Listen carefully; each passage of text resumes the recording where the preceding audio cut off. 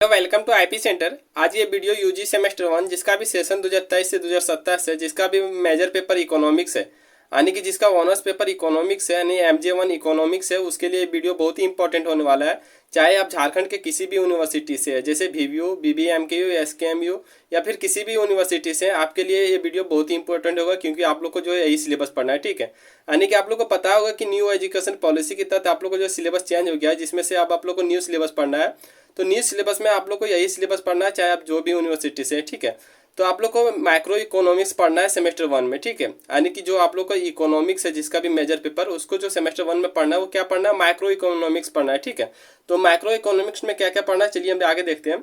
तो सबसे पहले आप लोग को दिया है 5 यूनिट पढ़ना है। ठीक है, यानी सेमेस्टर 1 में आप लोग को जो है 5 यूनिट पढ़ना है। ठीक है, और 5 यूनिट में आप लोग को क्या क्या टॉपिक पढ़ना है ये फिर दिया हुआ है। आप लोग को जो सिलेबस आया था वो इंग्लिश में आया था। ठीक है, लेकिन आप लोग को जो हिंदी से लिखेंगे उसको कठिनाई हो रहा होगा, इसलिए हम वीडियो लेट से आता है, लेकिन आप लोग को फायदे के लिए आता है। ठीक है, इसलिए अगर चैनल को सब्सक्राइब नहीं किए होंगे तो चैनल को सब्सक्राइब कर लीजिएगा, ताकि हम ऐसे आप लोग को हेल्प के लिए वीडियो लाते रहें और आप लोग को जो एग्जाम में बहुत से बहुत अच्छा फायदा पहुंचाए। ठीक है, तो चलिए देखते हैं। सबसे पहले देखेंगे कि यूनिट 1 में क्या पढ़ना है। तो यानी कि आप लोग को यूनिट 1 में क्या पढ़ना है, तो यूनिट 1 में आप लोग को पढ़ना है कि कंज्यूमर बिहेवियर एंड डिमांड के बारे में पढ़ना है। ठीक है, यानी उपभोक्ता व्यवहार और मांग के बारे में पढ़ना है। ठीक है, जिसमें से आप लोग को क्या क्या टॉपिक पढ़ना है, इसमें से आप लोग को पढ़ना है cardinal and ordinal utility, indifference curve, budget constraints, income effect, price effect and substitution effect, Hicks and Slutsky के बारे में पढ़ना है। ठीक है, यानी कि इसका हिंदी में क्या होगा, इसका हिंदी में होगा आधारभूत और क्रमवाचक उपयोगिता, उदासीनता, वक्र बजट बाधाएं, आय प्रभाव, कीमत प्रभाव और प्रतिस्थापन प्रभाव, हिक्स और अलस्की के बारे में पढ़ना है। ठीक है,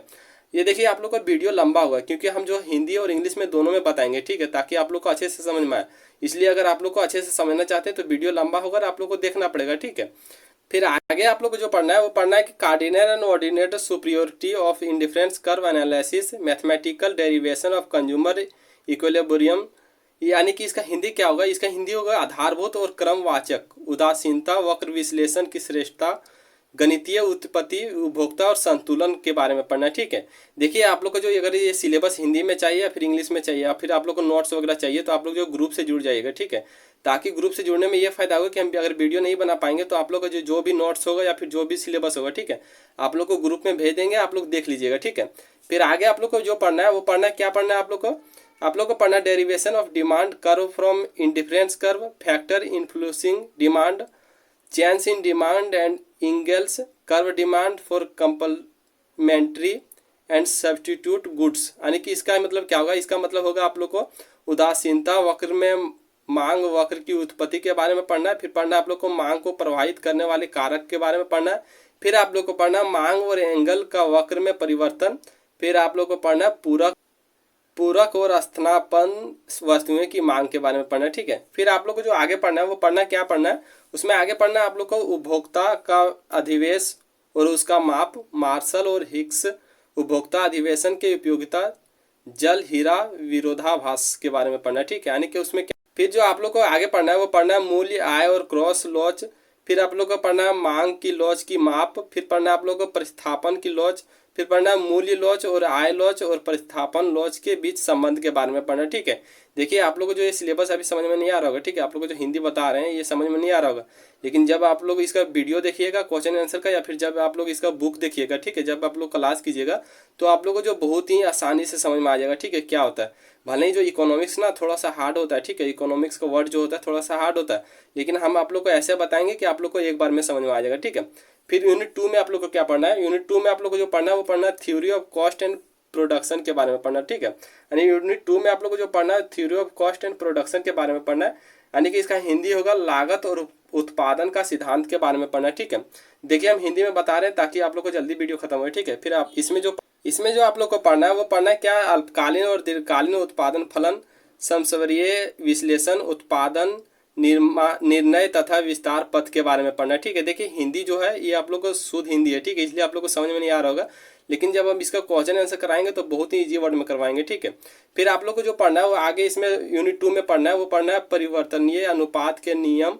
फिर पढ़ना है आप लोग को पैमाने पर रिटर्न, पैमाने की अर्थव्यवस्थाएं के बारे में पढ़ना है। ठीक है, फिर आप लोग को जो इसी में पढ़ना है यूनिट 2 में पढ़ना है, यानी लागत और उत्पादन का सिद्धांत में ही पढ़ना है, वो क्या पढ़ना है, सजातीय उत्पादन का फलन, कॉब डगलस उत्पादन फलन और इसके गुण के बारे में पढ़ना है। ठीक है, फिर इसी में आप लोग को जो पढ़ना है वो पढ़ना है लागत की अवधारणाएं और उनका अर्थ संबंध।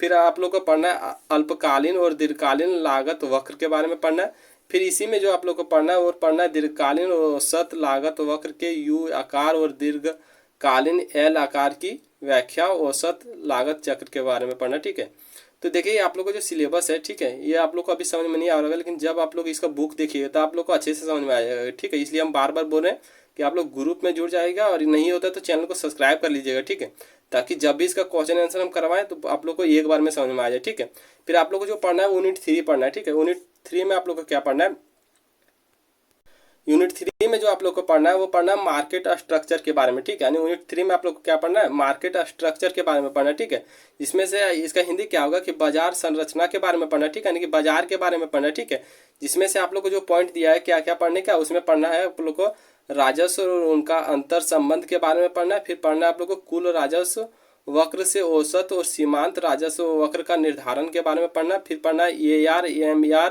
और मांग की लॉज के बीच संबंध के बारे में पढ़ना। ठीक है, ये पढ़ना किसमें, यूनिट 3 में। ठीक है, यानी बाजार संरचना में पढ़ना। ठीक है, देखिए आप लोग को 5 यूनिट दिया। ठीक है, लेकिन 5 यूनिट भी आप लोग को हार्ड लगेगा। ठीक है, क्योंकि आप लोग जो सेमेस्टर 1 में तो आप लोग ऐसा जो पहली बार देख रहे होंगे। ठीक है, फिर आप लोग को जो आगे फिर जो आप लोग को पढ़ना है वो क्या पढ़ना है इसमें कि बाजार पूर्ण और अपूर्ण बाजार के बारे में पढ़ना है। फिर पढ़ना आप लोग को पूर्ण के तहत फार्म और उद्योग का संतुलन, प्रतियोगिता, पूर्ण प्रतिस्पर्धा के तहत अपूर्ण आपूर्ति वक्र की व्युत्पत्ति, मूल्य और निर्धारण के बारे में पढ़ना। ठीक है, यानी कि ये यूनिट 3 में ही पढ़ना है। ठीक है, फिर आप लोग को इसी में क्या पढ़ना है, इसी में आप लोग को पढ़ना है कि एकाधिकार मूल्य और उत्पादन निर्धारण, अल्पकालीन और दीर्घकालीन मूल्य विभेदन के बारे में पढ़ना है। ठीक है, ये यूनिट 3 में ही पढ़ना है। ठीक है, उसके बाद इसी में आप लोग को फिर क्या पढ़ना है कि एकाधिकार, प्रतियोगिता, मूल्य और उत्पादन निर्धारण, व्यक्तिगत और सामूहिक के बारे में पढ़ना है। ठीक है, ये आप लोग को यूनिट 3 में पढ़ना है। ठीक है, फिर आप लोग को जो पढ़ना है यूनिट 4 पढ़ना है। तो यूनिट 4 में आप लोग को क्या पढ़ना है,